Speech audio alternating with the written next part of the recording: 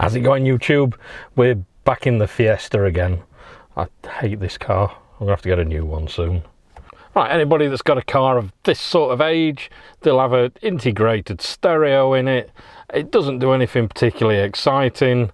This one has got Bluetooth, so it does connect to my phone, and it has got an auxiliary input there as well, so we can plug music in. But apart from that, it's pretty boring. It's not your standard tuned-in stereo system. It's an integrated one, like that one. That one was a tuned-in, so it's easy to change. These ones are a bit of a pain to change. But anybody that wants CarPlay or anything like that in the stereo, there is an alternative. We have done one in the past. We're going to do another one today. This one's slightly different, how it connects. So let's have a look at it inside, shall we? Let's unbox it and have a look, and then we'll come back out and we'll fit it in this car. And then we'll go through how to use it. So I'll see you back on the bench. Right, what I've got here is a CarPuride, or CarPuride, or however you say it, a 901 Pro. They have very kindly sent me this to try out. We fitted something very similar to this recently, but this one, the big feature of it is it's dual Bluetooth. So it can receive the Bluetooth from your phone for the CarPlay and everything, and it can also transmit on Bluetooth as well at the same time. So everything that this is doing, it can transmit on Bluetooth to your car stereo, or you can do it on the FM transmitter, the same as the other one. So what we'll do is let's get into this and then we'll talk about it. So if we open up the box, let's see what we get inside. First thing we come across is the stereo system itself. We'll have a look at that in a second. Right, the rest of the things in the box, I'll pull out one at a time and let's go through and see what there is. Right, first thing out of the box, we've got a steering wheel remote. We can use this to control the unit from our steering wheel. We've got a mount, so we can mount it onto the dashboard or screen or whatever we want. Auxiliary cable, power cable from a 12-volt supply, reversing camera. It's got some nice LEDs around it as well for the night vision. We'll have a look into that when it comes to it. Instructions for the reverse camera. And some more mounting options. This has got a 3M sticker on it, so we can mount it to the dashboard or wherever we want. We've got a few different options to mount this. This plate can be stuck down to whatever we want, and then this will stick to it. And last of all, paperwork and instructions. This one's about the remote, this one's about the unit itself, and we've got some installation instructions for the Bluetooth. And that's everything that comes in the box. Let's take a look at this unit, shall we? Right, the unit itself is a 9-inch IPS smart display. This is compatible with wireless Android Auto and wireless Apple CarPlay. We'll test both. As I said earlier, the main feature with this is it's a dual Bluetooth design. Bluetooth 5 enabled, so it can connect to the phone and it will also connect to the car stereo system. This can be used the same as any other smart stereo system.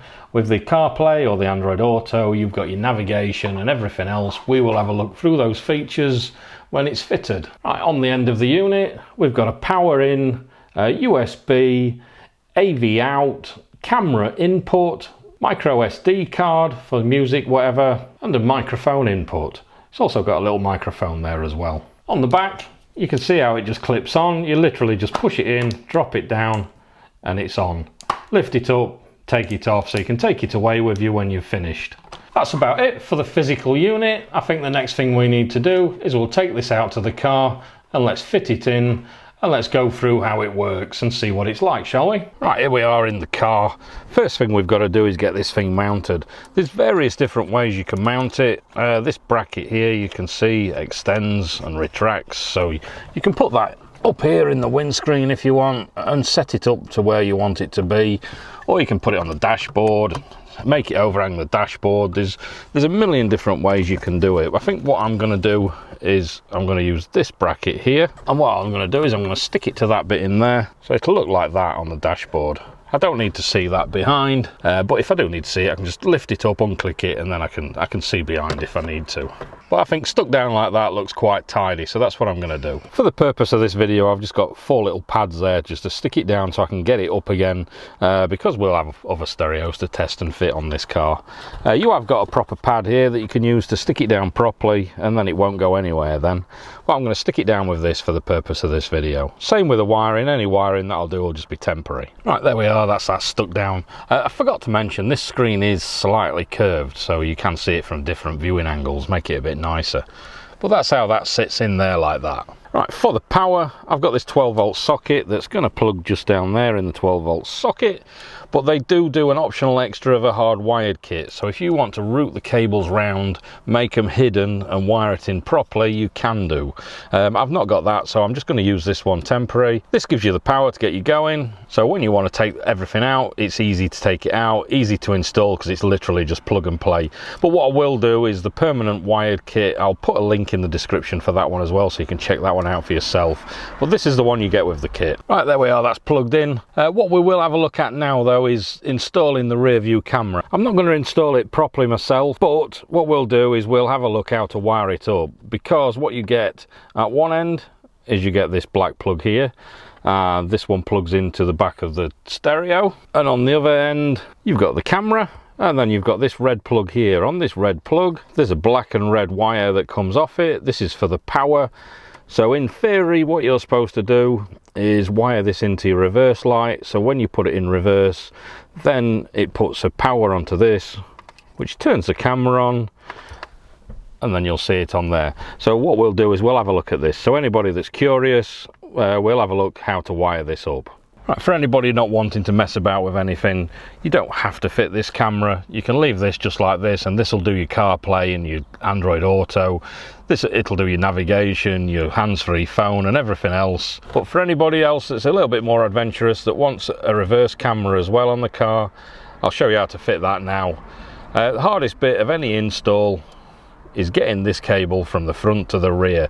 So tuck it in behind any trims any way you can. It's probably easier if you go down and along the floor. What I normally do is this trim here, you can get your fingers just underneath and you can tuck the wire in underneath and then down the side of the seat. Normally if you pull the seats forward you can get round into the back. Once you get through into the back, find somewhere suitable to mount the camera. If we have a look at this camper where I've mounted the one on that one, a good place normally is just there, just above the number plate. It's a nice tucked away little place for the camera, but be aware, getting your wires through these things and then down through the inside of the door can sometimes be a bit of a pain. So just be aware of that when you're choosing your position, because that's the way it'd have to go on this car to fit it there. But for the purpose of this, I'm just going to stick it down there just so we can try it. Right, and as I said earlier, one end of the cable, you've got the camera, you have a video feed that goes back to the display, and then the power on this end. This is normally pretty similar on any car stereo. You always need a reverse feed at the camera end, and then that normally sends a reverse signal back to the car stereo. This one I would say the power goes back through one of these pins here just to tell the stereo to switch over to the reverse camera. So what we need to do is on this wire here, we need to wire it into the reverse signal. So what we need to do is get to the plug on the back of this light. So if I take these two screws out here and remove this light, we'll see the wiring on the back. Right, slight change of plan, you can actually get to it from behind here.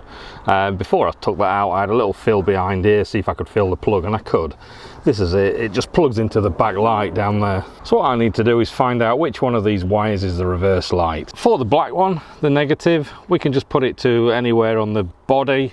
There's a nice convenient bolt just there, so what I can do is I can trap it behind there and that'll give us the earth. We need to find out which one's a positive, so what we need to do is put it in reverse and then find out which one of these has got the 12 volts on it, and that one will be the reverse signal. So the earth cable from this, we can just put that on the body and then we can probe in the positives one at a time until we get 12 volts on there, and then we'll find out which one it is. So we'll put that to DC. I'll put it in reverse and then let's try and find the positive. Right, not sure how well you can see this. We've got the test meter on. I've got the black poked in that little chassis bit. I've put it in reverse. Right, if I poke those in one at a time now and find out which one we've got 12 volts on.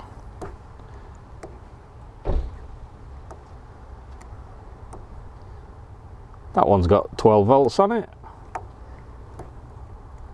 None of the others have. So if I put it back in that one, this one's got the power on. If I put it in a different one, we've got nothing. So that one there is this blue cable. So the blue is the reverse signal. Right, so what I need to do out of these colours here is this black one. I'll connect it to that. the red one, I'll connect it to this blue wire, so we'll do that. Right, there we are, that's wired up. I've just used a little self-tapping screw just to put in the body there for the earth. The positive, I've just twisted the cables round and taped it up for now, but if you're doing this yourself, please do a better job than that. Right, I'm going to plug that in, then cover it up, and we'll mount the camera on the back somewhere. Right, I've put it under there, but for the purpose of the video, because I'm not installing it fully, is I've just left the wires dangling down there. Obviously you can run those wires out properly and make it look all nice, but I've mounted it on the back there. So let's have a look in the front. On the side of the stereo system, I've plugged that cable into the cam in port. Let's have a look at it. If we put it in reverse, we see the camera, and it's got the little guidelines as well. So that's how you install the reverse camera. As you can see, it's automatically switching now with the power from the rear light. Right, here we are at the unit itself. If we go from the top, we've got a home button, volume button there, time, which I'm assuming as soon as we actually connect it to a phone that'll update, we'll see in a minute. Bluetooth, that says we've not got any connected.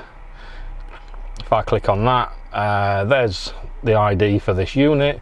We'll connect a phone in a minute. Brightness, it's on auto brightness at the minute. You can see it's on full. It's reflective screen, but it's still really bright and I can see it really well. It's a really bright sunny day today as well, so that sticks out quite nice actually. We've got a little button there which changes between backgrounds.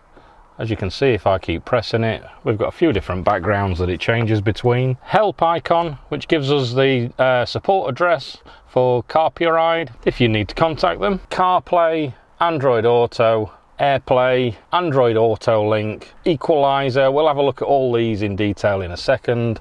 The Bluetooth settings, USB for if we've got a USB stick plugged in, then we can play any music or films or anything off of there.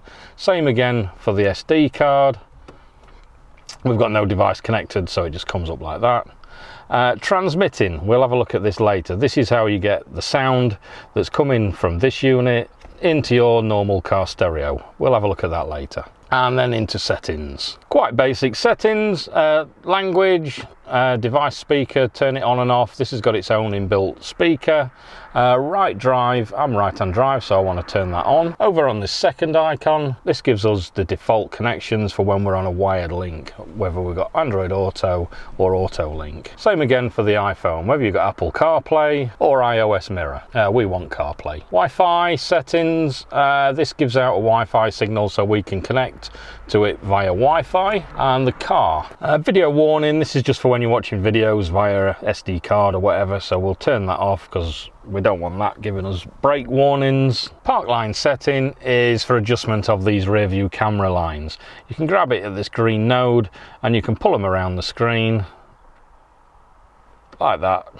So you can change it depending on the angle you've got your camera set at. And then that shows you your distance warning lines. And rear camera mirror. And they're all the settings. Quite basic settings really. That's all we need. So I think the first thing we need to do now is we need to go into Bluetooth and we need to connect our phone to this. So I'm going to connect the iPhone to it first and we'll try the CarPlay. So if I go to Bluetooth and we go down to the bottom to new devices, you can see there CarPuride, I can't even say it. If I click on that and connect it, click pair, allow contacts and favorites to sync. Okay, now we're connected and it automatically connects to Apple CarPlay, as you can see. And there we are, we're in my normal CarPlay screen. This has got all the normal CarPlay features as you'd expect from CarPlay. You can press car home, then that'll take you back to the beginning screen. If I click on iPlay, that'll take us back into the CarPlay screen. Right, if I go into Apple Music, I'll see if I can find some royalty-free music to play so we can see how this thing works. We go into music, that'll be there. This is playing from the internal speaker now. So what we need to do is we need to get that so it's playing from the car stereo. I'll pause that for a minute. We need to get that so it's playing from the car stereo. So there's multiple ways now we can connect to the car.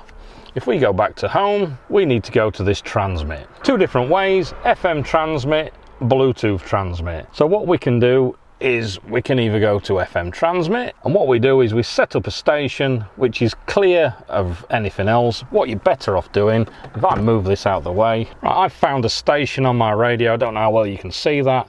It's 90.5 megahertz. If I turn up the volume, you'll hear the static because there's nothing else on there. So if we go back to this CARPURIDE, what we need to do is we need to set this up to the same station, 90.5 it was. If I turn up this volume now, you'll hear the static still.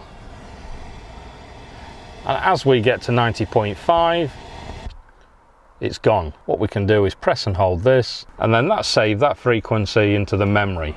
So I can set that up so it's always transmitting.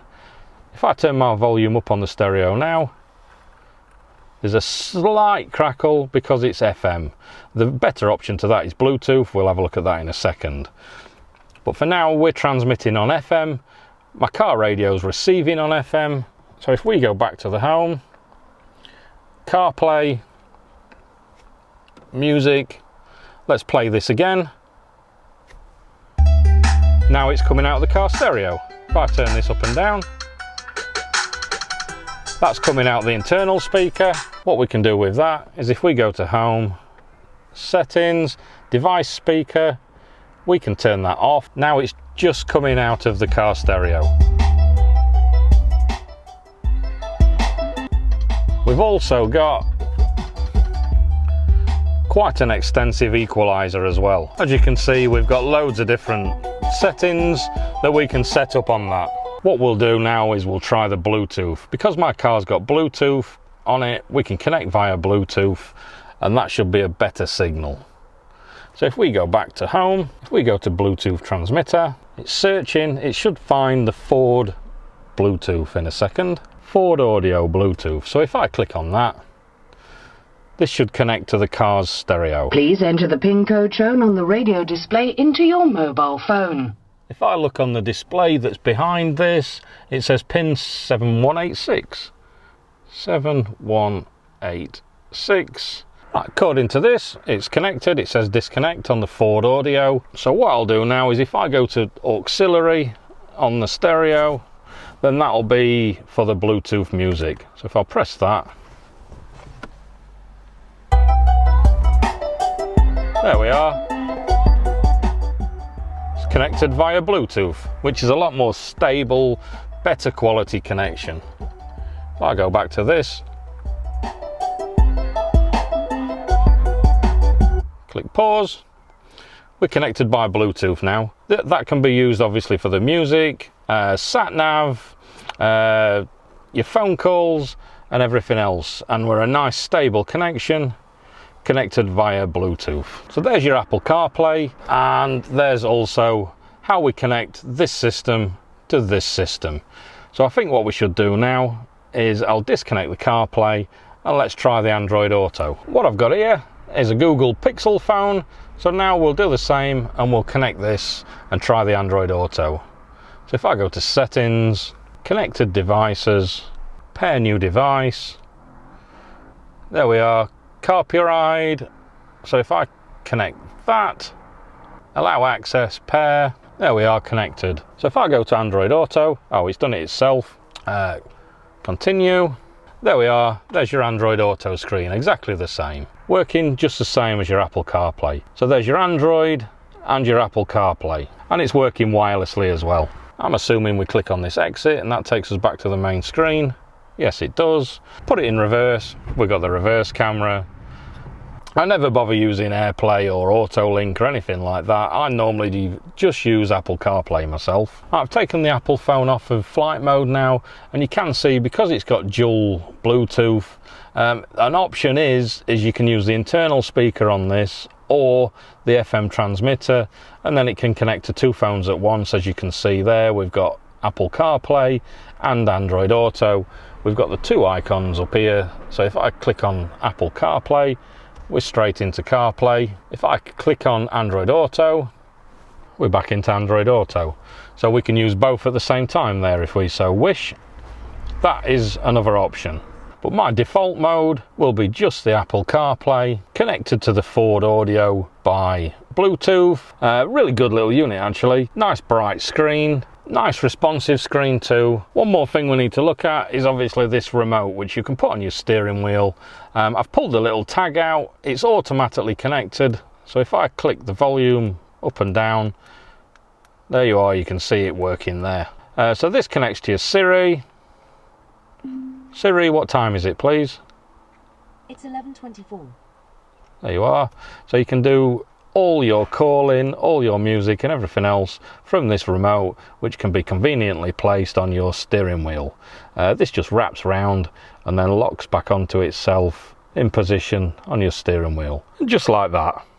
That's probably about it, all I can show you on this. It's quite a nice little piece of kit actually. I'll put links down below where you can buy this. I'll put links to the optional extras, the hard wiring kit, so you can check out this for yourself. I hope you like this video, like it if you did. Subscribe to the channel if you want to see more things like this, and I'll catch you guys later. Cheers!